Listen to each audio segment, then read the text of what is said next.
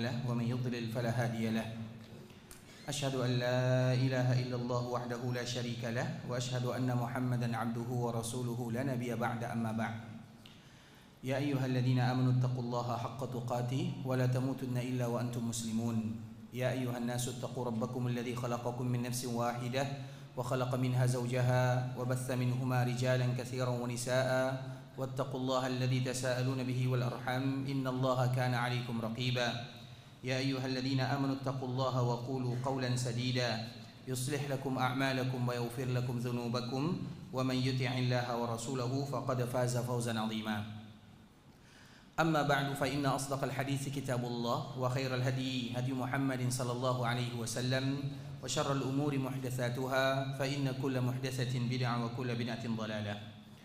Ikhwatul Islam, saudara kaum muslimin, kaum muslimat, ikhwani, akhawati, a'azzani Allah wa iyyakum.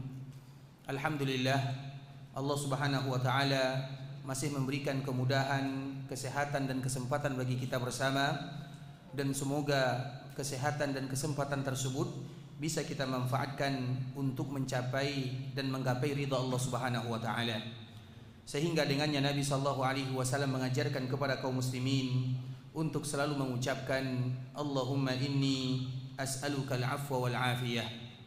Allahumma inni as'aluka al-'afwa wal 'afiyah. Boleh juga mereka mengucapkan Allahumma inni as'aluka al-'afwa wal 'afiyata wal mu'afah. Ya Allah, sesungguhnya kami meminta kepadamu al-'afwa. Al-'afwa itu artinya kemaafan. Wal 'afiyah, al-'afiyah itu adalah keberkahan dunia dan akhirat. Sebuah doa yang dianjurkan oleh Nabi sallallahu alaihi wasallam untuk tidak melupakan kalimat tersebut sehingga apa yang dia lakukan diridai oleh Allah Subhanahu wa taala, karena bagaimanapun kita berasal dari Allah dan akan kembali kepada Allah Subhanahu wa taala. Kemudian salawat beriringkan salam semoga senantiasa tercurahkan buat junjungan alam Nabi kita yang mulia, uswah dan qudwah kita bersama Muhammad bin Abdullah sallallahu alaihi wasallam, yang mana di antara kewajiban kita kepada baginda Rasulullah adalah memperbanyak mengucapkan salam dan salawat kepadanya. Bahkan di dalam sebuah riwayat disebutkan man nasiyas salata alayya khati'a tariqal jannah. Siapapun yang lupa mengucapkan salam dan salawat kepada Nabi, maka dikhawatirkan salah melangkah menuju surga Allah Subhanahu wa taala. Karena memang kita tidak akan bisa masuk surga kecuali yang pertama kali mengarahkan adalah baginda Rasulullah sallallahu alaihi wasallam, dan itu merupakan di antara kasih sayang Nabi kepada umatnya, bahwa Nabi bukan hanya sekedar memohon kepada Allah agar umatnya dimasukkan ke dalam surga. Tidak sampai di situ yang dilakukan oleh Nabi, tapi Nabi juga mengantarkan siapapun yang masuk ke dalam surga di tempat yang telah disediakan oleh Allah Subhanahu wa taala. Sehingga di antara salah satu caranya adalah memperbanyak mengucapkan salam dan salawat kepada Rasulullah sallallahu alaihi wasallam. Allahumma salli ala Muhammad wa ala ahli baitihi wa ala azwajihi wa dhurriyyatihi kama sallaita ala Ibrahim wa ala ali Ibrahim innaka Hamidum Majid. Allahumma barik ala Muhammad wa ala ahli baitihi wa ala azwajihi wa dhurriyyatihi kama barakta ala Ibrahim wa ala ali Ibrahim innaka Hamidum Majid. Ikhwatul Islam, saudara kaum muslimin, kaum muslimat, ikhwani akhwati rahimani wa rahimakumullah. Sebelumnya kami mengucapkan jazakumullahu khairan. Terima kasih telah memberikan kesempatan untuk bisa berada di sini menyampaikan beberapa ayat atau juga hadis-hadis Rasulullah sallallahu alaihi wasallam. Gunanya tidak lain tidak bukan saling memberikan motivasi kepada kita bersama. Karena motivasi yang paling indah adalah sejarah baginda Rasulullah sallallahu alaihi wasallam. Begitu juga perjuangan yang dirasakan oleh sahabat-sahabat Rasulullah sallallahu alaihi wasallam. Karena kalau sekiranya kita belajar dari Nabi, Nabi itu adalah orang yang paling berat perjuangannya. Sehingga di antara salah satu nama baginda Rasulullah sallallahu alaihi wasallam adalah Al-Malhamah. Di antara salah satu nama baginda Rasulullah sallallahu alaihi wasallam adalah Al-Malhamah. Dan kita selalu mengulang kalimat ini, ikhwatul Islam. Nabi itu memiliki nama yang sangat banyak. Nabi dinamakan dengan Muhammad, dinamakan dengan Ahmad, Al-Hashir, Al-Aqib, Al-Mahi, Al-Muqaffi, Nabiyur Rahmah, Nabiyut Taubah, Al-Malhamah, Al-Marhamah. Dan di antara salah satu nama Nabi sallallahu alaihi wasallam adalah Al-Malhamah. Mengapa Nabi sallallahu alaihi wasallam dinamakan dengan Al-Malhamah? Karena perjuangan dakwah Nabi sallallahu alaihi wasallam itu tidak ringan. Perjuangan yang paling berat dirasakan oleh para nabi dan para utusan Allah Subhanahu wa taala adalah dari baginda Rasulullah sallallahu alaihi wasallam. Maka dengan itulah nama nabi dikatakan dengan al-malhamah. Al-malhamah yang berat. Dan kita tahu ikhwatul Islam, perjuangan Nabi sallallahu alaihi wasallam berat, dan orang-orang yang ikut bersama Nabi sallallahu alaihi wasallam juga merasakan perjuangan yang tidak ringan. Maka dengan perjuangan yang berat ini ikhwatul Islam, Nabi menjadi manusia yang paling mulia. Dan yang paling mulia setelah para nabi dan para rasul adalah para sahabat yang mengikuti jejak langkah baginda Rasulullah sallallahu alaihi wasallam. Karena tidak ada di antara mereka kecuali bersama Nabi sallallahu alaihi wasallam. Dan salah satunya ikhwatul Islam yang kita kenal dengan hijrah. Hijrah itu ikhwatul Islam bukan perkara yang ringan. Hijrah itu bukan perkara yang sederhana. Hijrah itu adalah bentuk perjuangan kaum muslimin dikala mereka meninggalkan kampung halamannya menuju tempat yang beribadah, mudah bagi mereka untuk beribadah kepada Allah Subhanahu wa taala. Maka disebut dengan hijrah. Sehingga terkenallah orang yang paling mulia setelah para nabi dan para rasul terkenal dengan orang-orang muhajirun. Kemudian orang yang paling mulia setelah orang-orang muhajirun adalah orang-orang ansar. Kemudian yang paling mulia setelah orang-orang Ansar adalah para sahabat secara umum.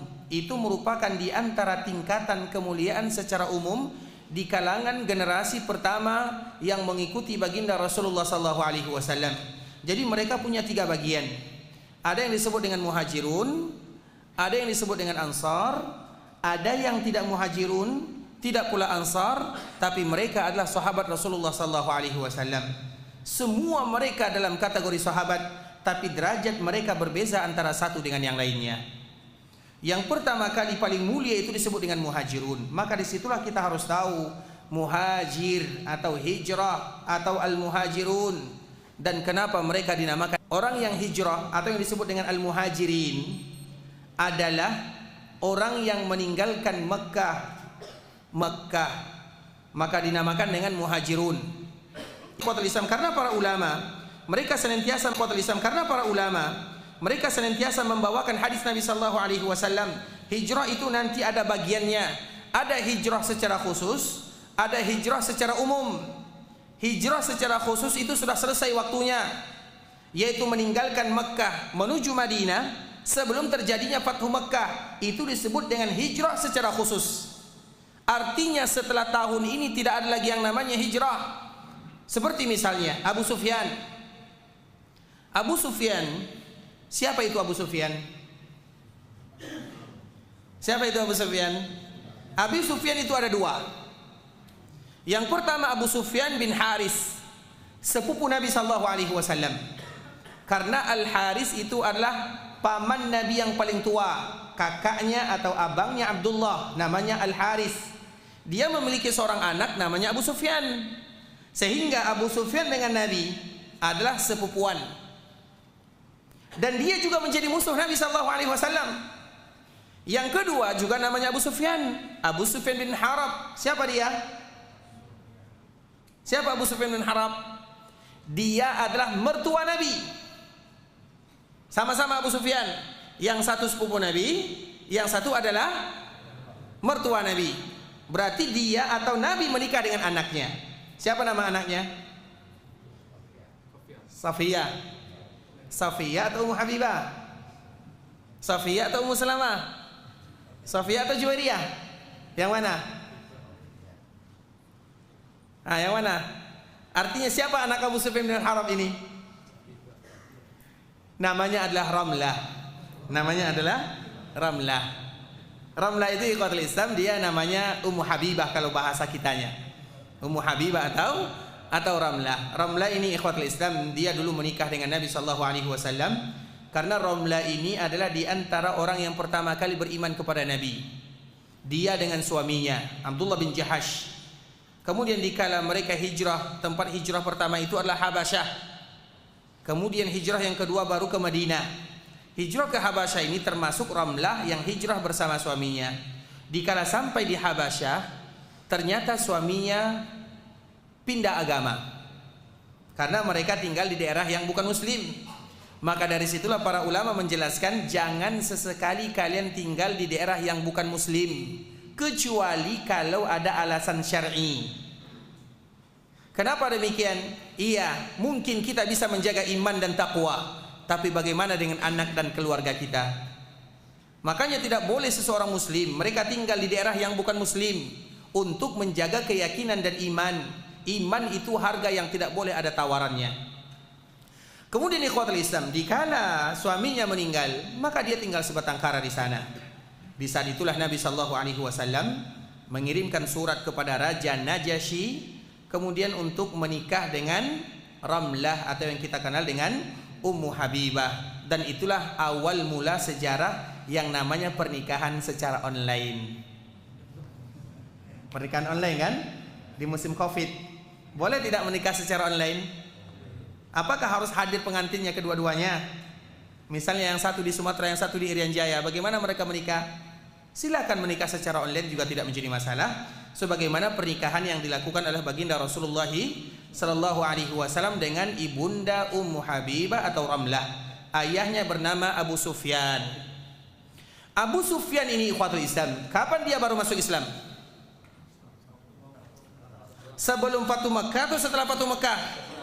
Kita tahu ikhwatul Islam, dikala terjadi perjanjian Hudaybiyah pada tahun ke-6 Hijriah, maka yang pertama kali melakukan pelanggaran adalah orang-orang Quraisy.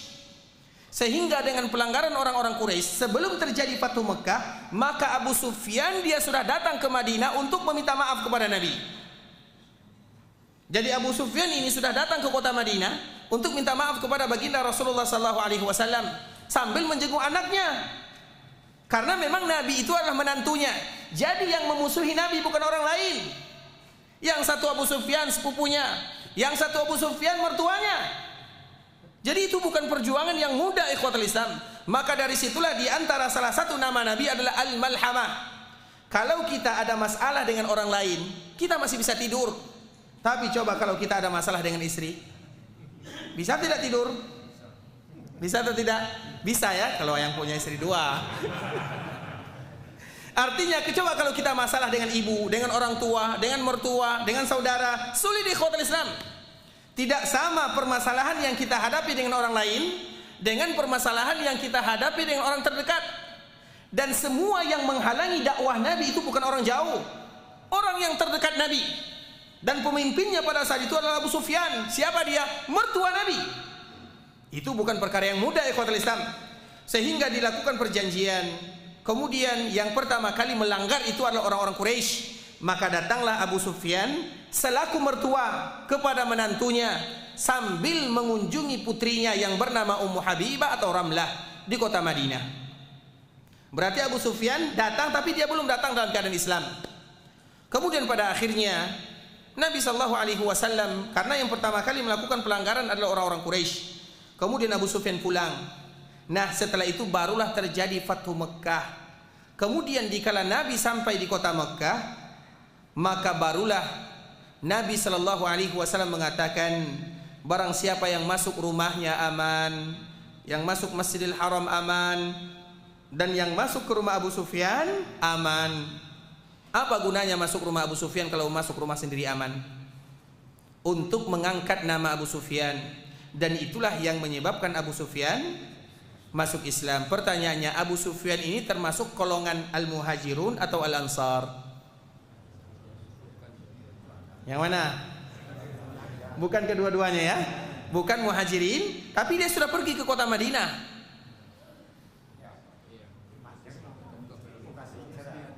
Bukan hijrah ya, tapi ingin berdamai. Berarti Abu Sufyan bukan Muhajirin, bukan pula Ansar. Jadi siapa Abu Sufyan?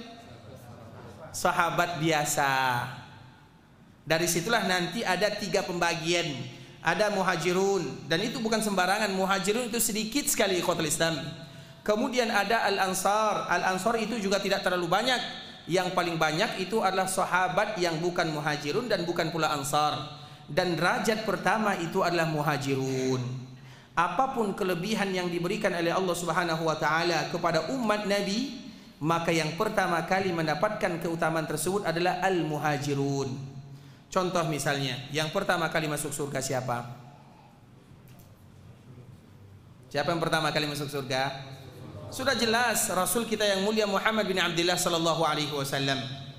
Karena penjaga surga, sebahagian riwayat menyebutkan dengan ridwan. Hanya saja riwayat ini adalah riwayat yang terjadi kelemahan di dalamnya. Karena di dalam hadis disebutkan penjaga surga itu namanya khazin saja. Jadi disebut dengan khazin. Dikala Nabi sallallahu alaihi wasallam ingin masuk surga atau mengetuk pintu surga, apa kata khazin? Man ant? Kamu ini siapa? Ana Muhammad. Aku adalah Muhammad. Maka apa kata khazin? Bika umirtu. Aku dilarang oleh Allah Subhanahu wa taala membuka surga kecuali untukmu. Berarti yang pertama kali masuk surga adalah baginda Rasulullah sallallahu alaihi wasallam. Kemudian siapa lagi yang kedua masuk surga? Setelah Nabi sallallahu alaihi wasallam, itulah orang-orang muhajirun. Kemudian setelah muhajirun siapa? Itulah orang-orang Ansar. Sama juga ikhwatul Islam, dikala pertama kali nanti kita dibangkitkan oleh Allah Azza wa Jalla.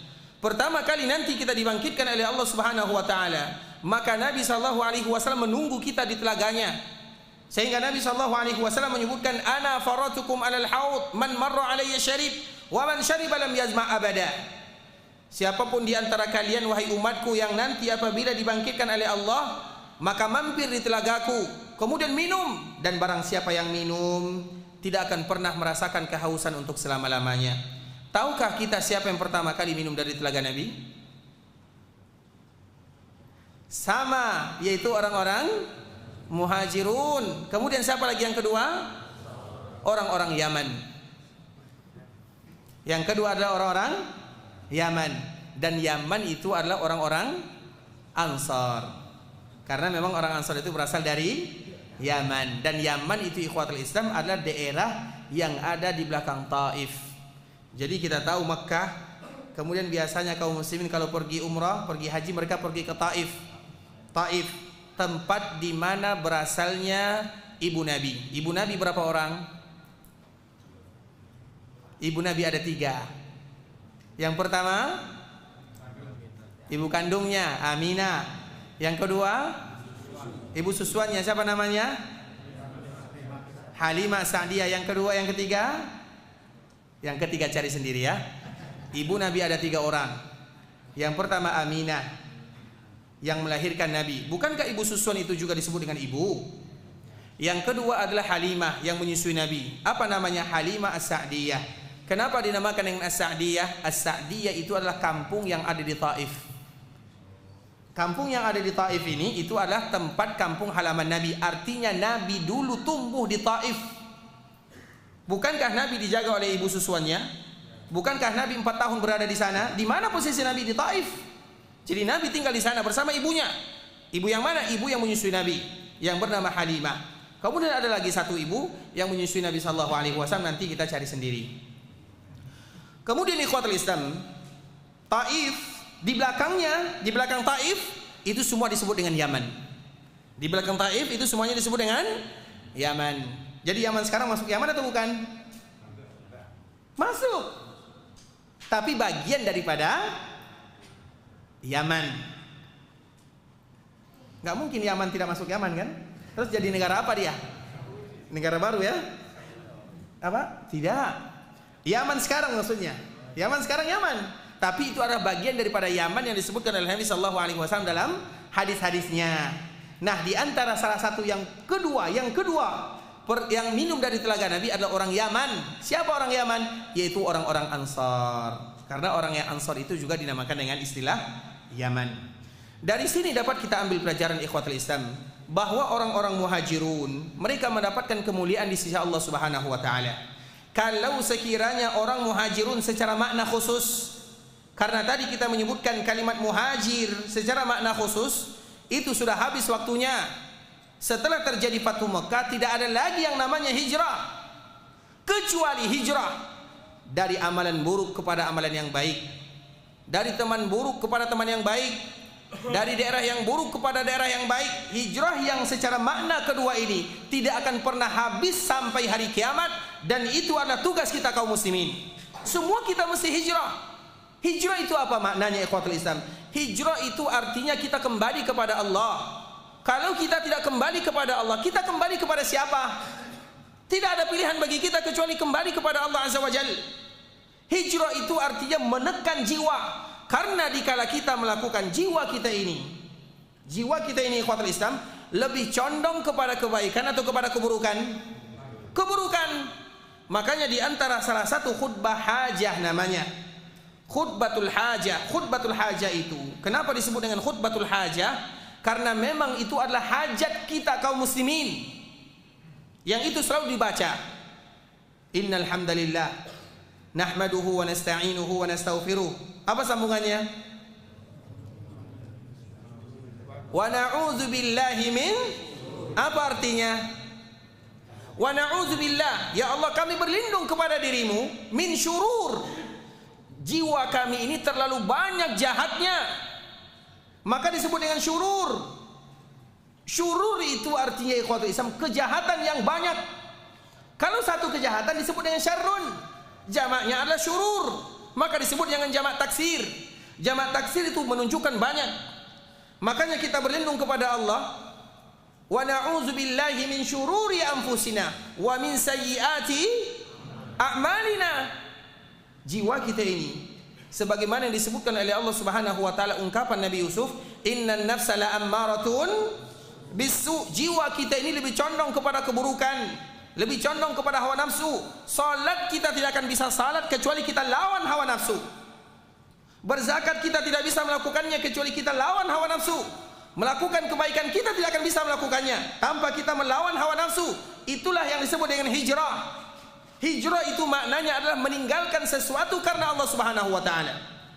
Sehingga di antara salah satu doa yang diajarkan oleh Nabi sallallahu alaihi wasallam, terutama bagi kita yang sudah mulai malas-malasan beribadah kepada Allah, karena jiwa kita ini beribadah itu hanya semangatnya 1 minggu, 2 minggu, kemudian setelahnya kita lemas, loyo, tidak semangat. Itulah jiwa manusia. Maka kenapa kita butuh ayat-ayat Allah? Kenapa kita butuh hadis-hadis Nabi sallallahu alaihi wasallam untuk kembali memberikan semangat untuk kita semangat beribadah kepada Allah Azza wa Jalla. Makanya kita berlindung, salah satu doanya disebut dengan khutbatul hajah. Khutbatul hajah ini dibaca, selalu dibaca. Siapapun yang bisa tampil ke depan, misalnya ingin menyampaikan pengumuman, baca khutbatul hajah. Karena itu adalah doa kepada Allah Subhanahu wa taala. Bahkan orang yang menikah, maka mereka juga akan mengawali dengan khutbatul hajah. Khutbatul hajah itu penting sekali ikhwatul Islam. Makanya ada salah satu cerita. Sahabat ini namanya Husain. Anaknya namanya Imran. Imran bin Husain. Imran ini adalah salah seorang sahabat yang banyak meriwayatkan hadis dari baginda Rasulullah sallallahu alaihi wasallam. Ayahnya bernama Husain. Husain ini ikhwatul Islam, dia dulu pernah bertemu dengan Nabi dalam keadaan bukan muslim. Jadi dia masih berada di dalam agama jahiliyah. Kemudian Nabi sallallahu alaihi wasallam berjumpa dengannya. Dan Nabi pun bertanya, "Ya Husain, kam ilahan ta'bud?" Berapa ilah yang kamu sembah? Berapa Tuhanmu?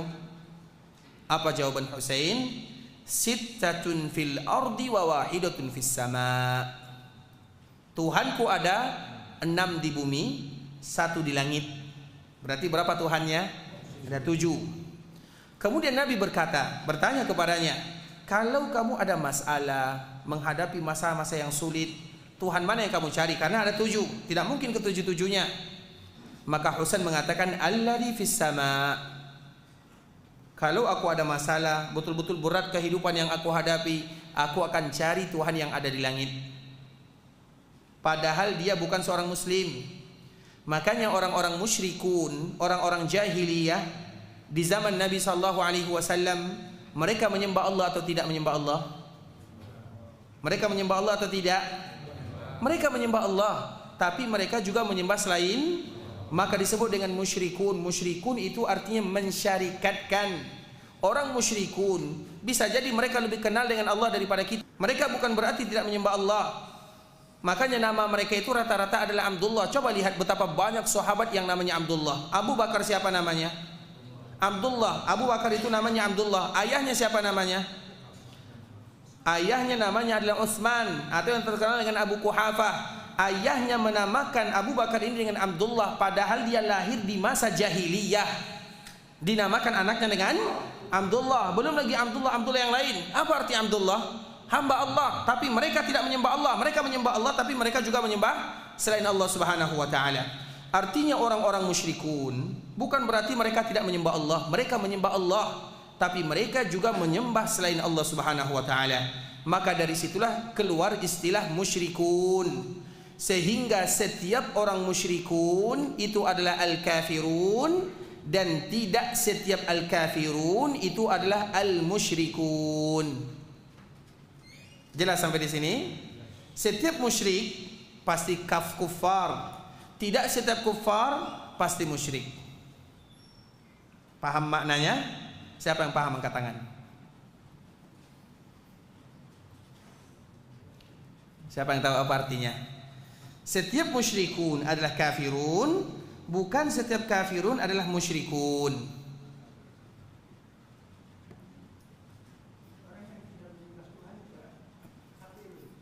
Ulang lagi, Pak.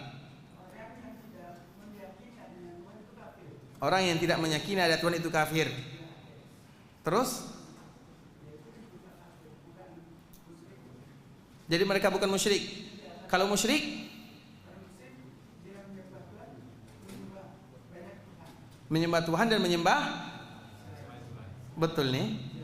Betul ya? Ya, kalau bapak kita mengatakan betul ya sudah betul ya. Baik, Masya Allah. Sehat kalau Pak ya, Masya Allah.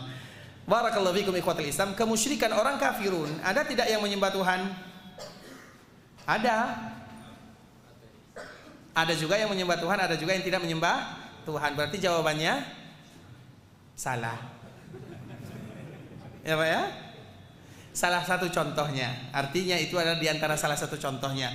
Orang musyrikun pasti mereka menyembah Tuhan, menyembah Allah Subhanahu wa taala, tapi juga mereka menyembah selain Allah. Orang kafirun, ada yang menyembah Allah, ada yang tidak menyembah Allah. Makanya setiap musyrikun kafirun, setiap kafirun bukan tentu musyrikun masuk di dalamnya. Ya Pak ya? Tak terlepas daripada itu semua ikhwatul Islam, kita kembalikan kepada Husain ini. Maka dia bertanya dan mengatakan kepada Nabi, "Illadzi fis sama." Aku hanya menyembah Tuhan yang ada di langit. Kemudian apa kata Nabi? Maukah aku sebutkan kepadamu, kalau kamu mau masuk Islam, aku ajarkan kepadamu 2 kalimat yang akan memberikan manfaat dunia akhirat. Kemudian setelah Nabi mengatakan kalimat ini, maka Nabi pergi meninggalkan Husain karena syaratnya harus masuk Islam dulu.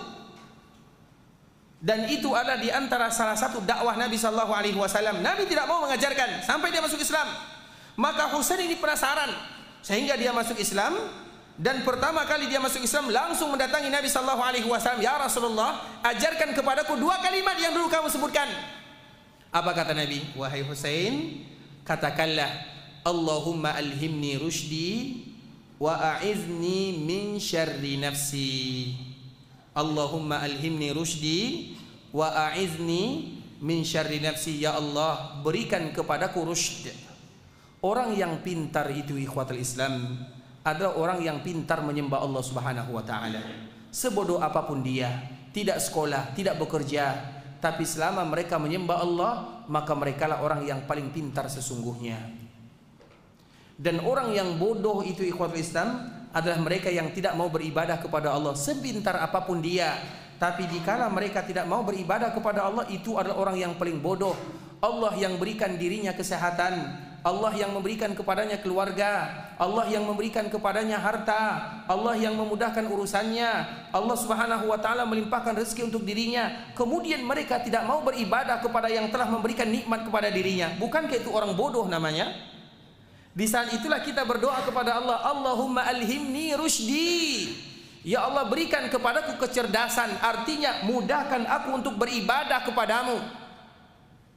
Wa a'izni min syarri nafsi. Kemudian lindungi aku dari kejahatan diriku. Karena yang jahat itu bukan orang lain, yang jahat itu diri kita sendiri. Maka dari situlah kalimat hijrah itu ikhwatul Islam, di mana kita berusaha melawan sedikit daripada diri sendiri, bukan semuanya. Karena kita tidak akan sanggup. Satu-satunya yang sanggup melawan dirinya ikhwatul Islam adalah baginda Rasulullah sallallahu alaihi wasallam. Karena diri kita ini bukan hanya diri kita yang ada, Tapi juga ada syaitan yang selalu menggoda. Setiap kita ada yang namanya qarin. Setiap manusia ada namanya qarin. Siapa itu qarin? Kenapa disebut dengan qarin? Qarin itu artinya yang selalu mendampingi manusia kemanapun mereka berada. Qarin namanya. Dan qarin inilah yang selalu mengajak manusia melakukan keburukan. Dia tidak mau meninggalkan manusia. Satu-satunya yang selamat adalah baginda Rasulullah SAW. Artinya selain Nabi tidak ada yang selamat. Maka dari situlah kita tidak akan bisa selamat kecuali Allah yang memberikan keselamatan. Di antara salah satu kalimat yang diajarkan oleh Nabi agar kita mudah hijrah. Hijrah itu artinya mengekang diri. Sedikit kita mengekang diri untuk berubudiyah kepada Allah Subhanahu wa taala. Kita mengatakan Allahumma alhimni rusydi. Ya Allah, mudahkan aku untuk beribadah, menjadi orang yang cerdas. Wa a'idzni min syarri nafsi, jauhkan aku dari kejahatan jiwaku. Itu merupakan di antara salah satu doa yang diajarkan oleh baginda Rasulullah sallallahu alaihi wasallam. Tapi ikhwatul Islam, sebelum kita melanjutkan, ada yang sudah hafal doa ini? Baik, silakan. Artinya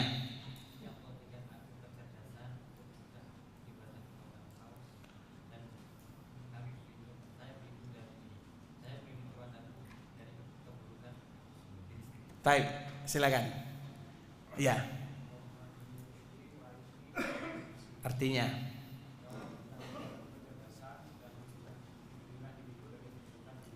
Masya Allah, silakan, Masya Allah. Semoga bermanfaat ya. Bisa dilaporkan, Masya Allah.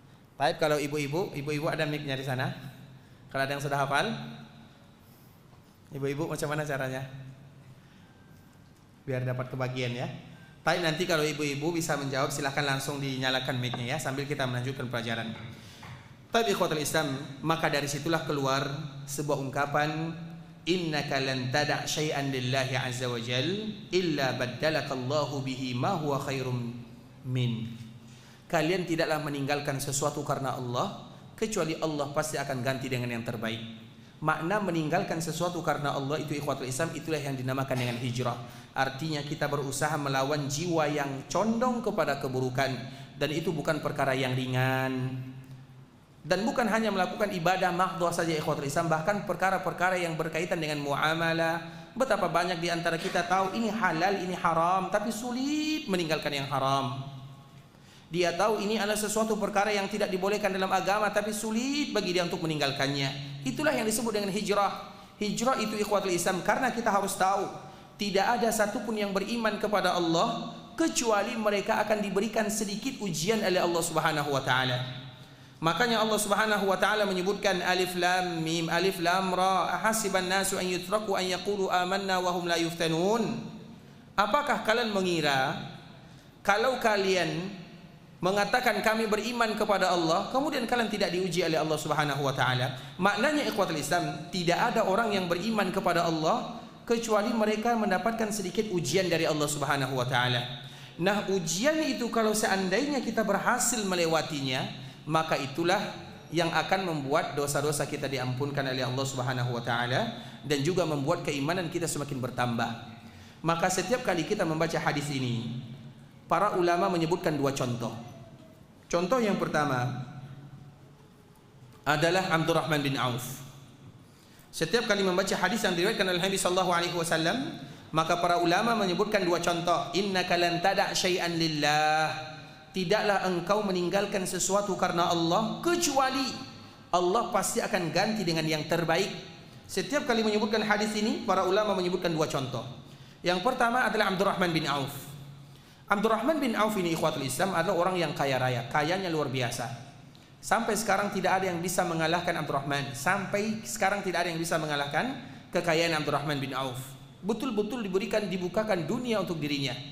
Bahkan salah satu orang yang takut kaya adalah Abdurrahman. Satu-satunya orang yang takut kaya adalah Abdurrahman. Kalau kita takut kaya, takut miskin. Kita mau kaya, mau miskin. Di antara salah satu doa Nabi sallallahu alaihi wasallam, perhatikan baik-baik, doa yang saya kira tidak ada satupun yang sanggup bagi kita mengatakannya. Bukan karena berat, tapi karena sulit. Apa doanya? Allahumma ahini miskina wa tawaffani miskina wa alhiqni ma'al masakin. Ya Allah, hidupkan aku dalam keadaan miskin, wafatkan aku dalam keadaan miskin, kumpulkan aku bersama orang-orang miskin. Sanggup untuk baca doa ini? Siapa yang sanggup baca doa ini? Karena yang pertama kali masuk surga itu adalah orang-orang. Kita mau masuk surga atau tidak? Berarti jadi miskin dulu. Jadi miskin atau masuk surga? Orang kaya masuk surga. Sesuai kan? Tadi ikhwatul Islam. Tapi ingat, itu adalah di antara kalimat yang dibaca oleh Nabi sallallahu alaihi wasallam. Walau demikian, Nabi mengatakan dan menganjurkan dalam doa yang lain, Allahumma inni a'udzubika minal kufri wal faqr. Ya Allah, aku berlindung kepadamu dari kekufuran dan dari kefakiran.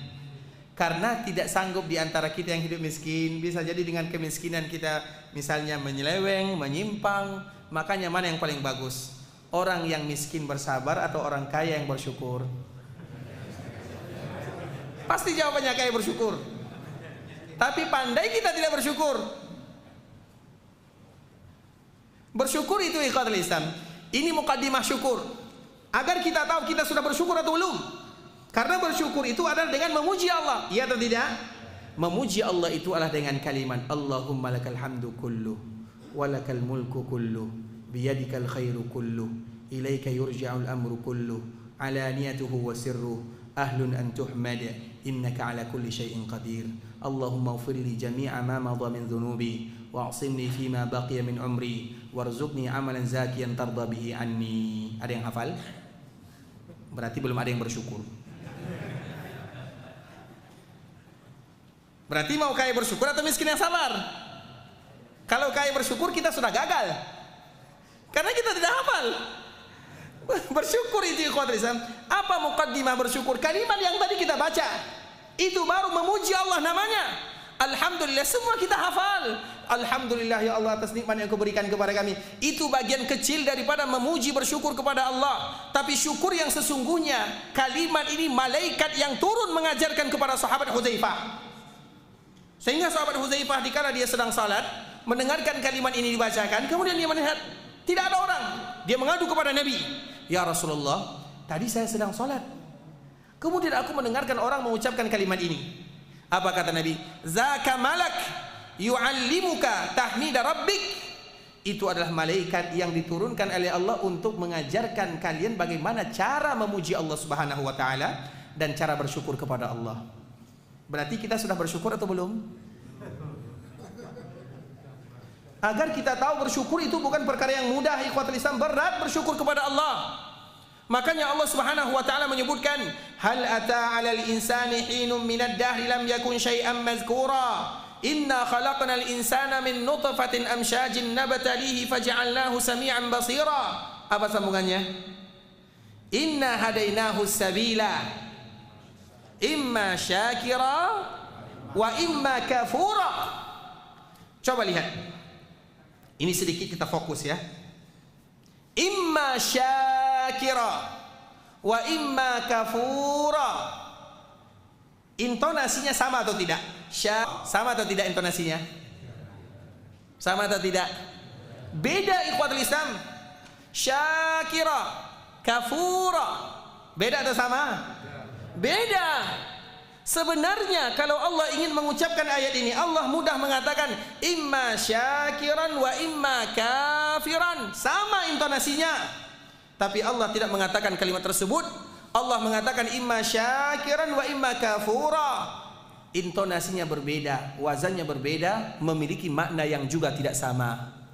Seolah Allah mengatakan, kami jadikan manusia, ada di antara mereka yang bersyukur dan banyak di antara mereka yang kufur. Ada kalimat banyaknya, mubalaghah, agar kita tahu bersyukur kepada Allah bukan perkara yang mudah. Mukaddimahnya kalimat yang tadi kita baca. Berarti kita mau menjadi kaya bersyukur atau miskin yang bersabar? Pertanyaannya masih sama. Disitulah kita harus belajar ikhwatul Islam. Itu bukan pilihan kita. Siapa di antara kita yang mau miskin? Siapa di antara kita yang mau kaya? Semuanya dikembalikan kepada Allah Subhanahu wa taala. Tapi kalau seandainya Allah berikan kepada kita kelapangan rezeki dan harta, maka berusahalah menjadi orang yang bersyukur. Namun dikala Allah berikan kepada kita ujian dengan disempitkan harta, maka berusahalah menjadi orang yang bersabar. Karena itu bukan pilihan. Betapa banyak orang yang bekerja 24 jam tapi uangnya segitu-gitu aja, tidak bertambah. Betapa banyak orang yang bekerja cuma 1 jam tapi Allah bukakan dunia untuk dirinya. Yang terpenting bukan itunya, yang terpenting bagaimana dia menjadi bersyukur, bagaimana dia menjadi orang yang bersabar. Karena seorang mukmin tidak akan terlepas dari 3 hal.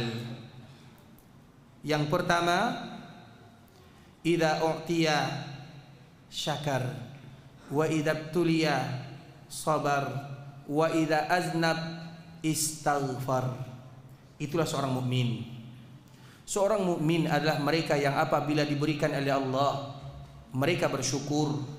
Apabila mereka diuji oleh Allah, mereka bersabar. Apabila mereka melakukan kesalahan, mereka beristighfar. Kita tidak akan terlepas dari 3 perkara ini. Tapi ikhwatul Islam, tapi secara umum, ini secara umum ya, orang yang diberikan dunia dan dibukakan rezeki oleh Allah, kemudian dia bersyukur dan hartanya bisa memberikan manfaat kepada kaum muslimin, maka itulah yang terbaik. Tapi kalau sekiranya hartanya hanya dimanfaatkan oleh dirinya, maka itu bukan yang terbaik. Salah satu contohnya adalah sahabat Abdurrahman bin Auf, satu-satunya manusia yang takut kaya. Jadi pernah ikhwatul Islam, ini waktunya lebih sedikit nggak apa-apa saudara. Baik, ini cerita ya. Jadi Abdurrahman bin Auf ini adalah orang yang takut kaya. Pernah suatu ketika, bagaimana supaya hartanya habis. Maka di waktu itu ikhwatul Islam, dia membeli semua kurma yang rusak. Jadi ada kurma yang waktu itu, kurma itu kalau tidak dimakan beberapa bulan, beberapa tahun, itu bisa menjadi keras, dan kalau sudah keras nanti tidak bisa lagi dikonsumsi. Maka dia berinisiatif, karena para pedagang ini supaya tidak rugi, dibelinya semua kurma yang tidak lagi bisa dimakan di seluruh kota Madinah. Tujuan Abdurrahman melakukan yang demikian adalah supaya hartanya berkurang. Coba bayangkan, tiba-tiba setelah dia membeli semua kurma yang tidak lagi bisa dikonsumsi, tidak bisa lagi dimakan, datang utusan dari Habasyah. Mereka sedang mencari kurma yang tidak bisa dimakan untuk dibeli dengan harga yang tinggi. Dia lari dari harta, tapi harta yang mengejar dirinya. Itulah dunia ikhwatul Islam. Tapi apakah membuat Abdurrahman dia semakin jauh dari Allah? Tidak. Abdurrahman itu ikhwatul Islam, makanya dicontohkan di dalam agama. Abdurrahman adalah contohnya. Dia meninggalkan sesuatu karena Allah Subhanahu wa taala dulu dikala dia hijrah. Dia hijrah itu bukan mudah. Dia dihalangi oleh orang-orang Quraisy. Kemudian dikala dia dihalangi oleh orang-orang Quraisy, maka Abdurrahman mengatakan kepada orang-orang Quraisy, "Hai orang-orang Quraisy, kalian tahu, aku ini adalah ahli di dalam memanah. Tidaklah anak panah keluar dari busurnya kecuali mengenai kalian. Tapi aku tawarkan kepada kalian tawaran yang kedua. Kalian biarkan aku hijrah dari Mekkah menuju Madinah. Silahkan kalian ambil semua hartaku, semuanya. Tanahku, rumahku, harta yang aku punya, ambil semuanya." Orang-orang Quraisy itu yang mereka cari. Pada akhirnya sampailah Abdurrahman ke kota Madinah hanya dengan membawa pakaian sahaja. Kemudian apa kata Nabi? Rabihat tijarah. Wahai sahabatku, engkau melakukan perdagangan dengan Allah Subhanahu wa taala. Karena orang yang berdagang dengan Allah adalah mereka yang menjual dunia untuk akhiratnya, bukan menjual akhirat untuk dunianya. Itulah yang disebut dengan hijrah di jalan Allah Azza wa Jalla. Dan itu tidak mudah. Kita mendengarkan cerita Abdurrahman, coba kalau kita berada di posisinya, meninggalkan dunia karena agama, itu bukan perkara yang mudah. Tapi ingat, siapapun yang melakukan demikian, Allah tidak akan sia-siakan mereka selama-lamanya. Sampai di kota Madinah, apa yang terjadi? Baru 1 hari 2 hari, Abdurrahman sudah bisa menghasilkan keuntungan. Baru 1 bulan, dia sudah bisa menikah. Maharnya emas sebesar biji korma. Sebesar biji korma itu berapa harganya kira-kira? Mahal. Emas sebesar biji korma. Dari mana dia dapatkan? Karena dia tinggalkan semuanya karena Allah. Dan dia tidak tahu, dikala nanti dia sampai di kota Madinah, dia makan apa, mau tinggal di mana, dia tidak tahu. Tapi dia lakukan semuanya karena Allah Subhanahu wa taala. Karena banyak orang yang meninggalkan sesuatu yang haram, ikhwatul Islam, dia menjadi orang yang gila. Misalnya ada orang yang terjerat dengan riba, muamalah dengan riba. Kalau ditinggalkan riba, dia tidak ada kerja, tidak ada usaha. Dan kami banyak sekali menemukan orang tersebut Tapi kalau sekiranya dia bertahan, bersabar 1 tahun, 2 tahun, Allah ganti semuanya. Semuanya Allah ganti. Bahkan melebihi daripada apa yang dia bayangkan. Itu yang disebut dengan hijrah di jalan Allah Azza wa Jal. Butuh air mata yang harus menetes merintih di hadapan Allah Azza wa Jal. Saya pernah bertemu dengan salah seorang ikhwatul Islam. Dia orang ini adalah tukang menjual sesuatu yang tidak dihalalkan istilahnya. Karena biasanya perdagangan yang paling menguntungkan yang halal atau yang haram? Yang halal atau yang haram? Yang halal. Ya atau tidak? Kalau kita sudah terbiasa dengannya. Tadi ikhwatul Islam. Jadi dia berdagang dengan sesuatu yang tidak diizinkan. Kemudian bahkan dia menguasai 2 pulau, Pulau Jawa dengan Pulau Sumatera. Artinya dia yang bertanggung jawab saking besarnya perdagangan yang dia kelola. Keuntungan yang banyak sekali ikhwatul Islam. Kemudian Allah uji dia dengan penyakit. Dan dia tidak tahu sakitnya apa. Kata dokter tidak ada penyakitnya. Ternyata penyakit itu ikhwatul Islam adalah disebabkan oleh karena sesuatu yang haram. Kemudian dia tinggalkan 1 tahun, 2 tahun seperti orang gila.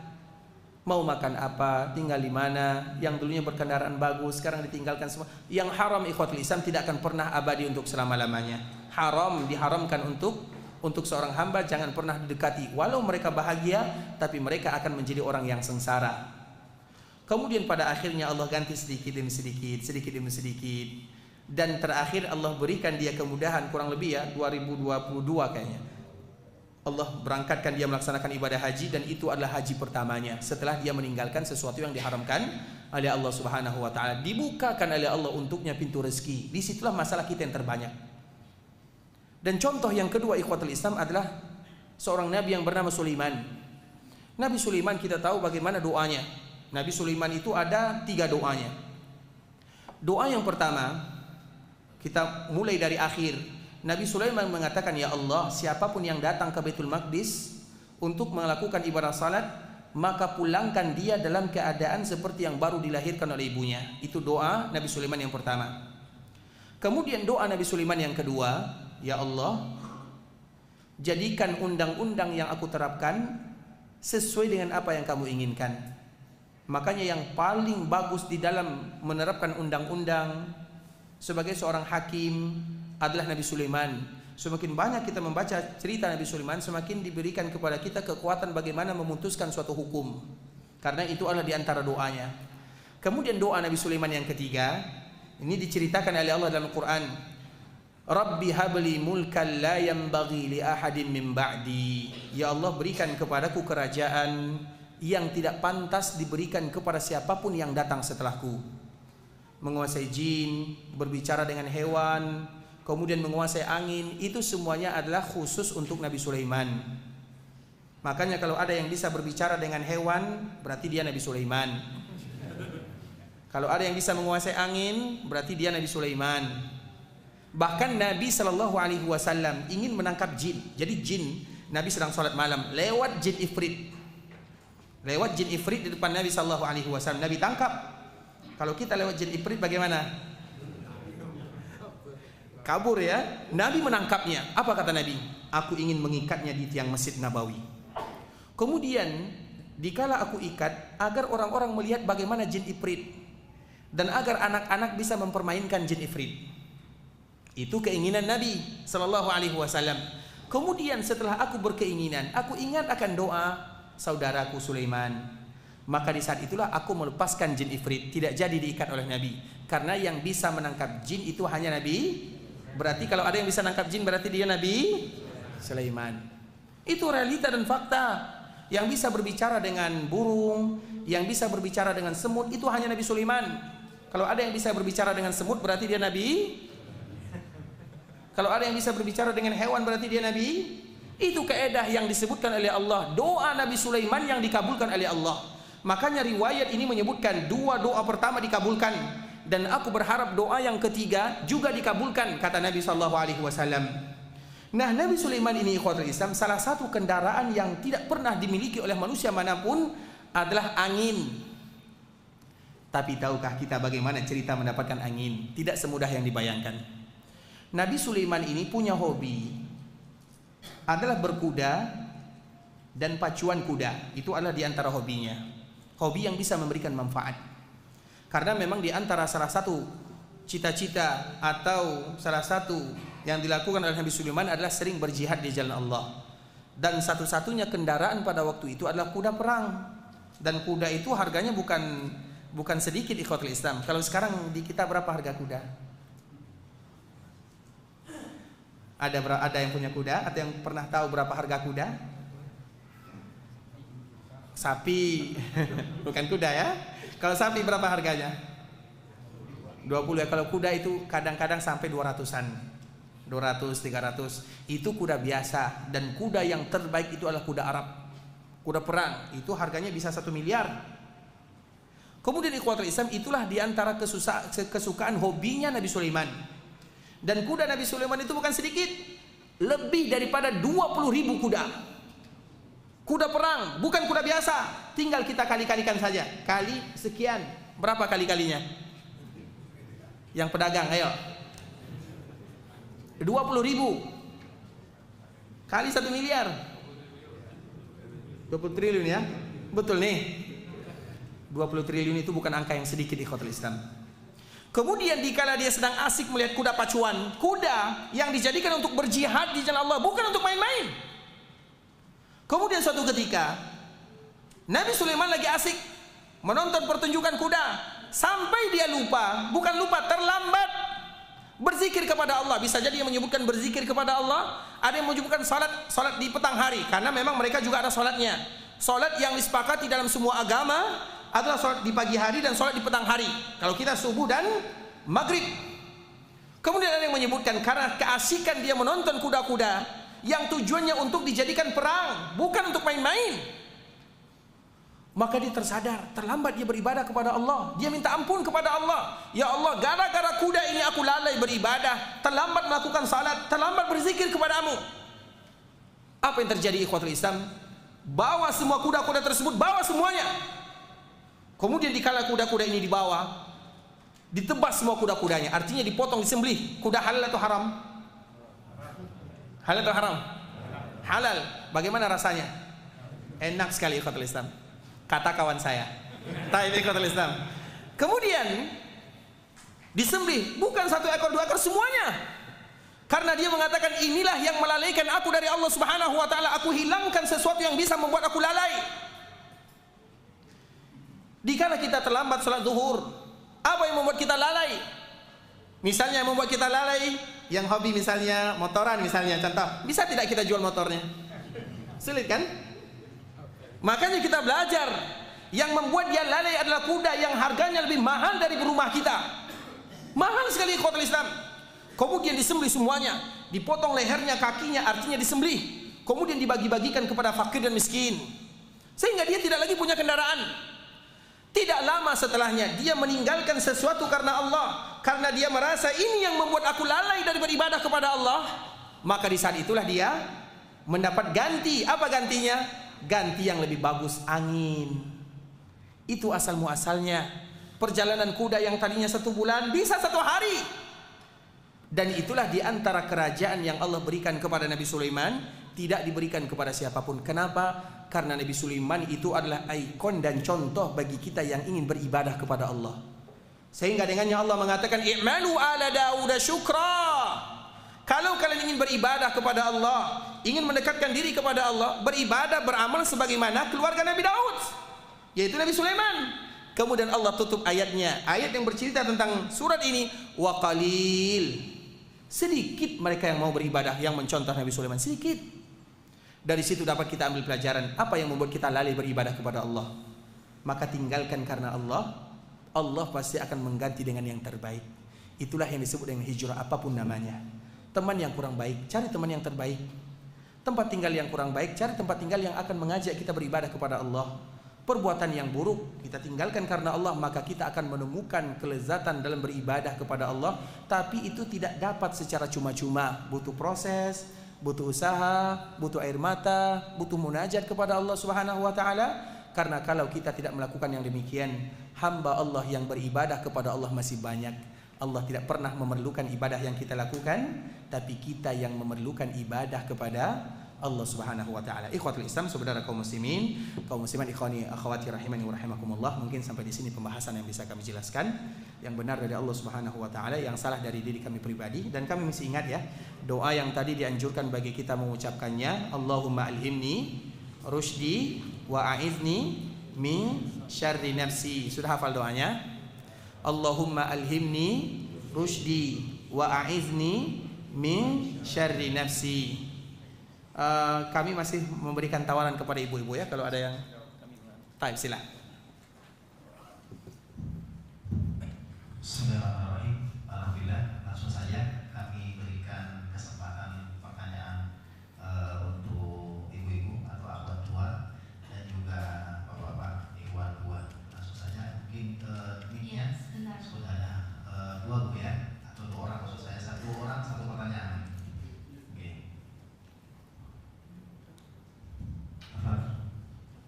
Ibu-ibu silakan dulu.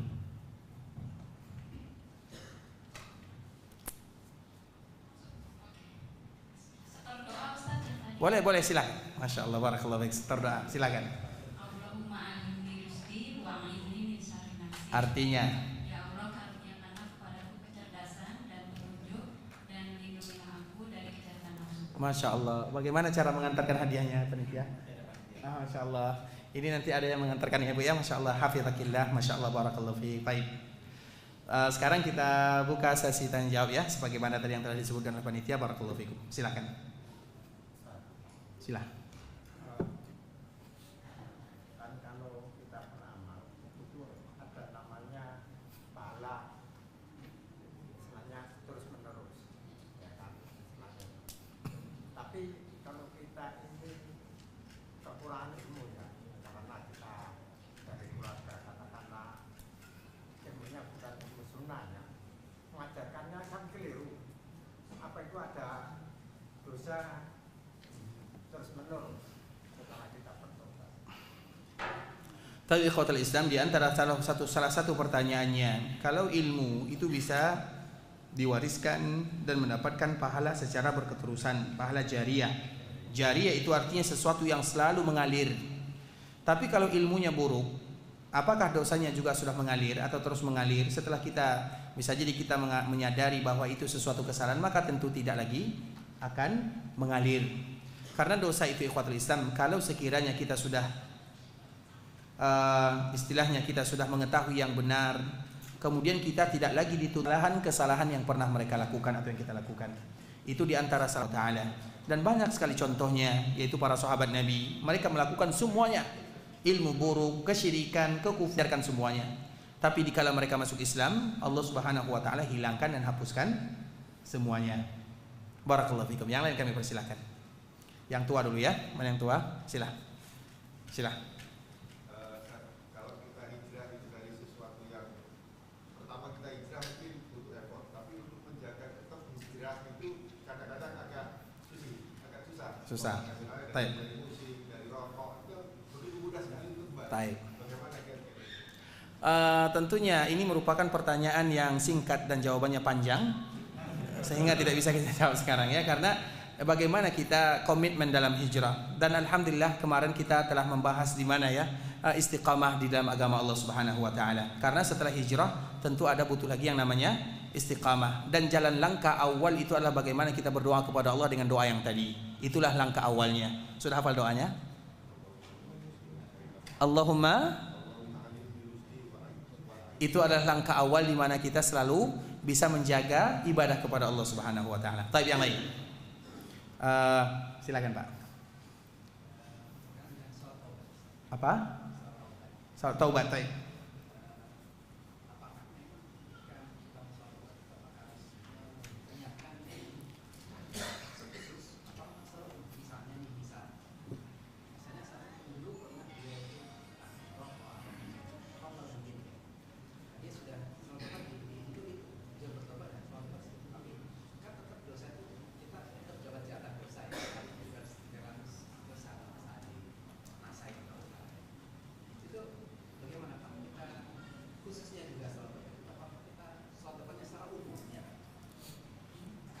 Tapi ikhwatul Islam, Allah Subhanahu wa taala menyebutkan ini berkaitan dengan surat Taubah ya.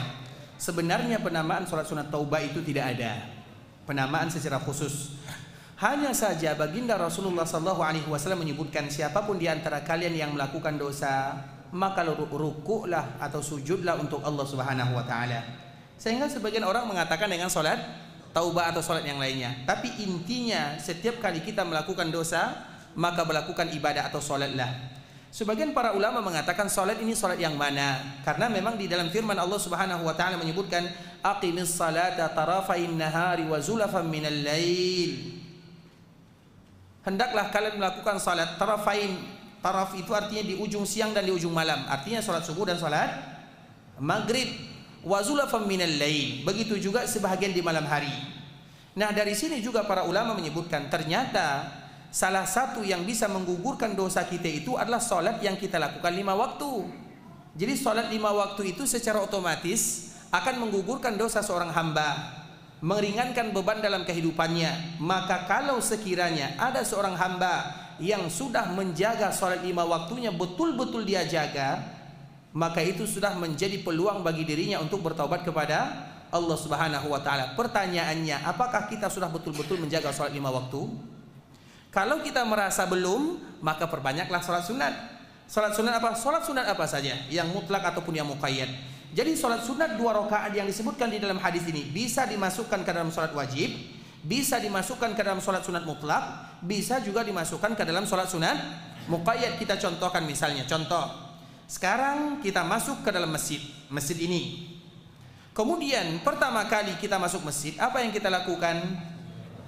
Sholat tahiyat. Pertanyaan berikutnya, ketika kita masuk masjid, kemudian kita ingin sholat tahiyat, tiba-tiba imam atau muazzin mengumandangkan iqamat untuk melakukan sholat zuhur. Apakah kita tetap sholat sunnah? Apakah nanti kita akan mengganti sholat sunnah? Kan sholat sunat tahiyat, tahiyatul masjid. Sekarang kesempatan tahiyat tidak ada karena orang zuhur. Mana sholat tahiyatnya? Mana tahiyatnya? Zuhur itu sendiri. Kenapa? Karena tujuan daripada sholat tahiyat itu artinya bukan mesti sholat 2 rakaat, tapi jangan masuk masjid kecuali mulakan dengan sholat yang mana? Yang mana saja. Kalau kedapatan sholat zuhur ya sholat zuhur. Mana yang bagus? Sholat zuhur atau tahiyat diundurkan, atau sholat tahiyat dulu baru sholat zuhur? Salah jawabannya. Jawabannya jangan terlambat.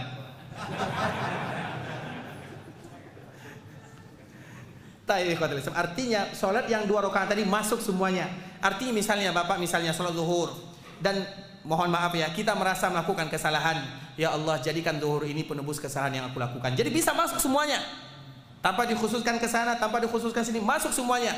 Bahkan setiap kali melakukan salat ikhwatul Islam, maka kita berniat supaya salat ini menggugurkan dosa. Apalagi salat malam. Dan salat malam itu ikhwatul Islam, makanya kita harus tahu, ibadah salat itu adalah perkara yang paling mulia.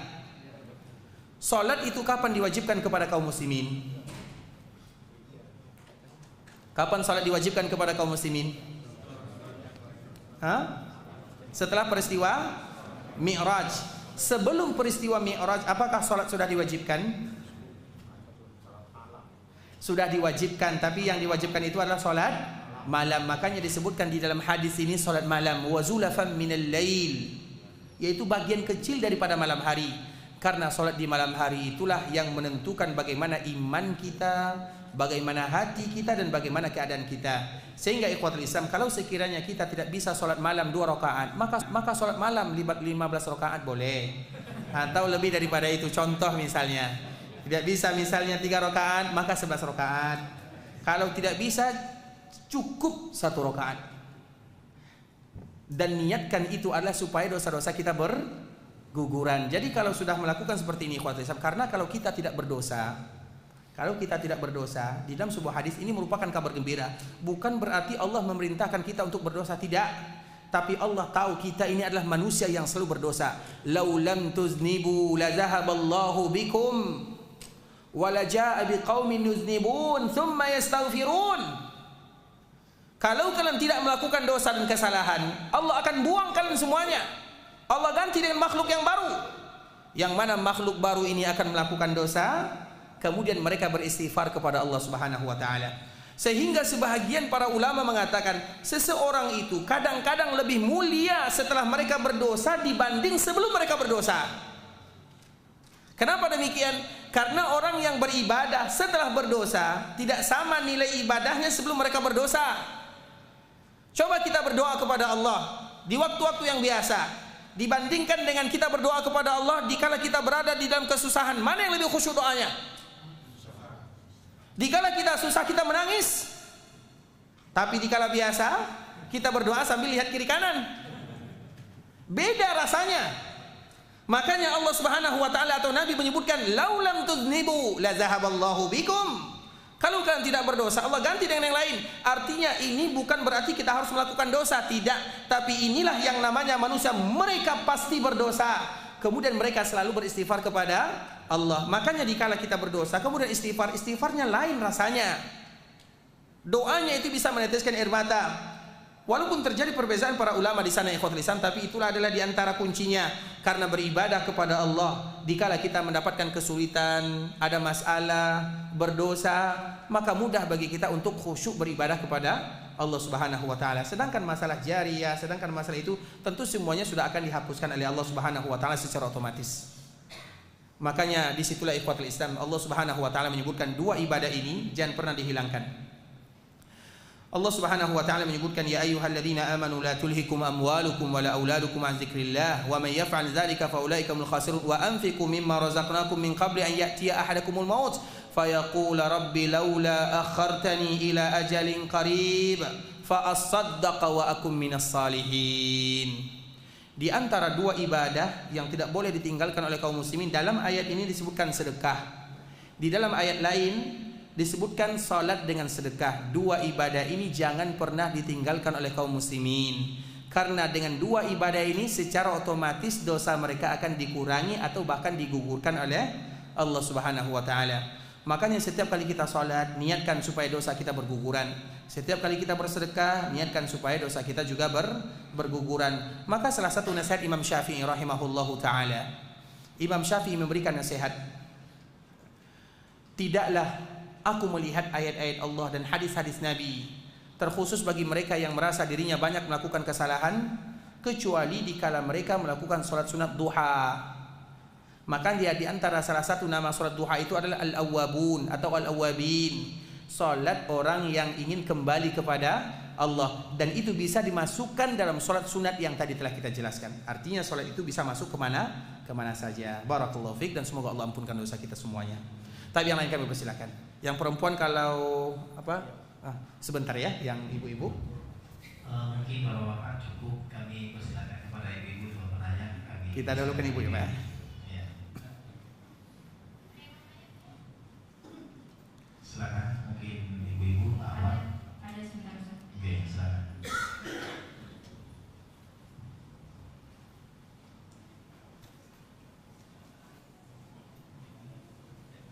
Assalamualaikum warahmatullahi wabarakatuh. Assalamualaikum. Ustaz mau tanya, kalau misalkan kita tertinggal sholat qabliyah duhur di suatu masjid misalnya, terus pada saat akan mengulang qabliyah duhur itu, apakah setelah sholat duhur itu diperbolehkan atau tidak ya? Barakallahu fiikum ikhwatul Islam. Kalau seandainya kita tertinggal sholat qabliyah sebelum zuhur ya, pertanyaannya ya, kemudian apakah kita boleh mengganti setelah zuhur? Boleh atau tidak ikhwatul Islam? Salat sunat yang tertinggal maka tidak mesti bagi kita untuk menggantinya.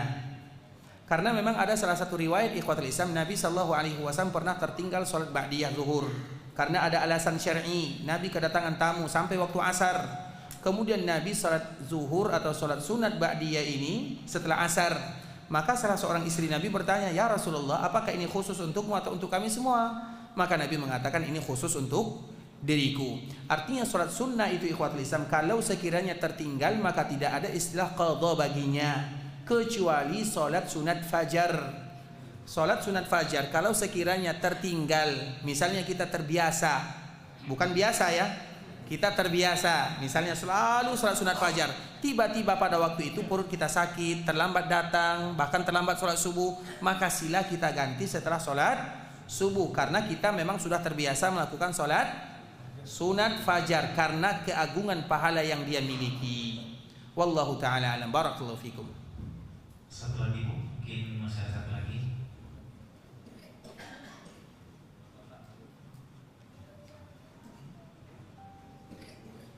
Kami persilakan sekali lagi, mungkin ada dari Ahmad. Sebentar Pak ya, kasih kesempatan dulu Ibu. Ya. Assalamualaikum Ustaz. Kali ini saya ingin meminta nasihat dari Ustaz untuk putra-putri kami yang sedang berhijrah, yang sedang belajar berhijrah. Mohon nasihatnya. Assalamualaikum warahmatullahi wabarakatuh. Barakallahu fikum. Tentunya itu merupakan di antara nasihat bagi kita bersama ya.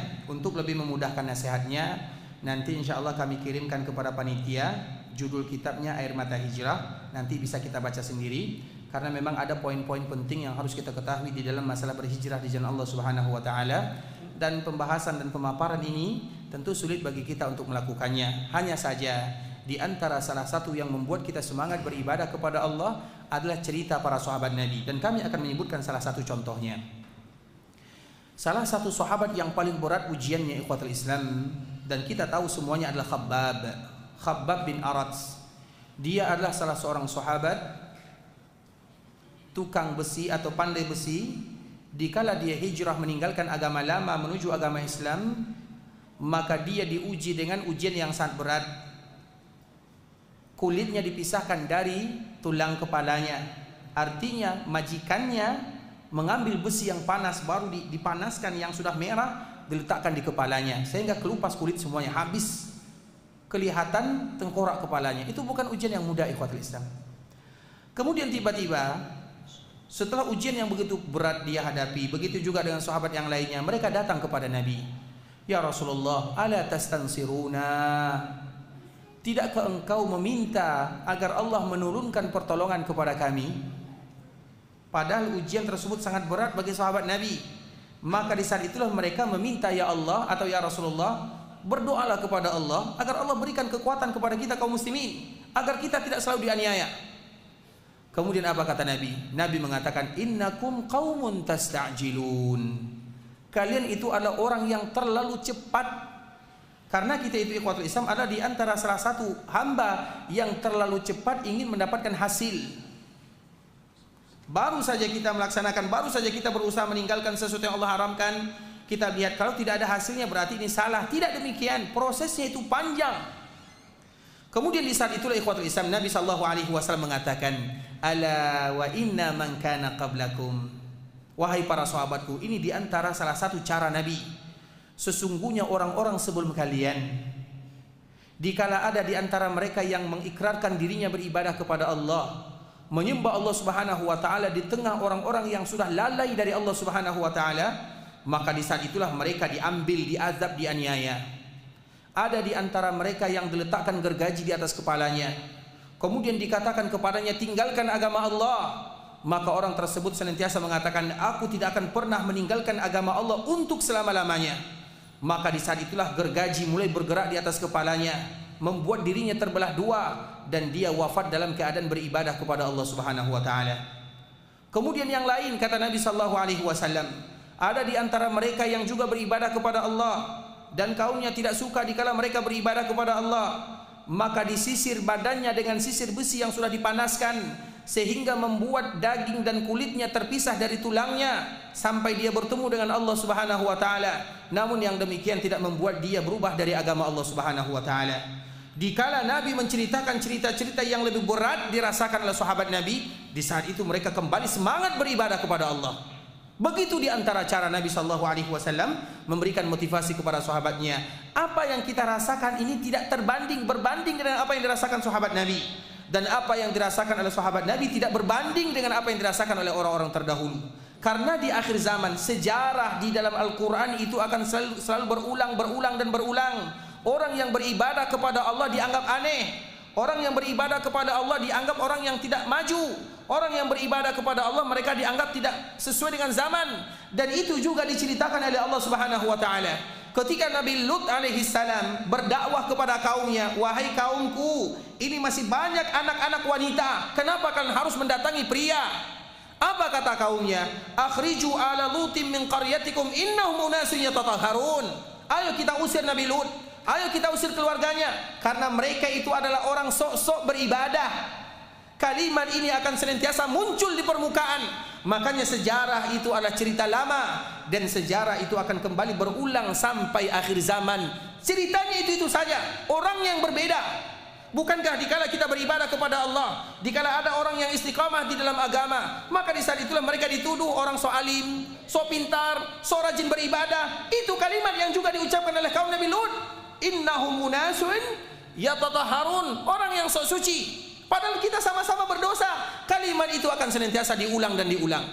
Oleh karenanya ikhwatul Islam, di antara salah satu cara kita bisa istiqamah dalam agama Allah, kemudian agar bisa kita komitmen dalam agama, yaitu dengan membaca Al-Quran. Di dalam Al-Quran itu akan terdapat banyak sekali cerita-cerita yang sangat indah. Bagaimana mereka yang berpegang teguh dalam agama. Begitu juga membaca sejarah cerita orang-orang terdahulu. Bagaimana ibadah yang kita lakukan tidak ada apa-apanya dibandingkan dengan apa yang mereka lakukan. Dan semoga Allah berikan kekuatan kepada kita untuk selalu beribadah kepada Allah Subhanahu wa taala. Barakallahu fikum. Kami minta izin kepada panitia, sudah ya? Tapi ada Bapak selesai terakhir nih. Boleh diizinkan? Terakhir ya? Baik, silakan Pak. Silakan. Salam.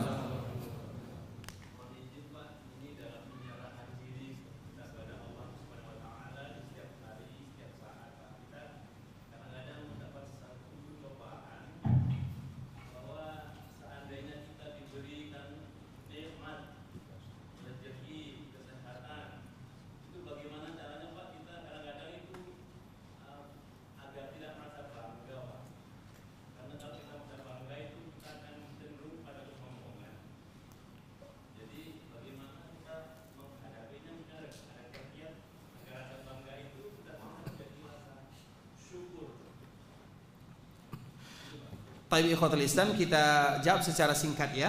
Karena banyak di antara kita yang Allah berikan karunia nikmat, bagaimana supaya kita mengekang diri agar kita sadar bahwa nikmat itu bukan hanya berasal dari kita, tapi itu semuanya dari Allah Subhanahu wa taala. Yang pertama sekali yang harus kita lakukan untuk melemahkan hati dan syahwat kita, sebagaimana yang diajarkan oleh baginda Rasulullah sallallahu alaihi wasallam, sering-seringlah berkawan dengan orang-orang fakir dan orang-orang miskin. Lihat bagaimana keadaan mereka. Usap kepala anak-anak yatim. Itu adalah di antara salah satu cara yang diajarkan dalam agama.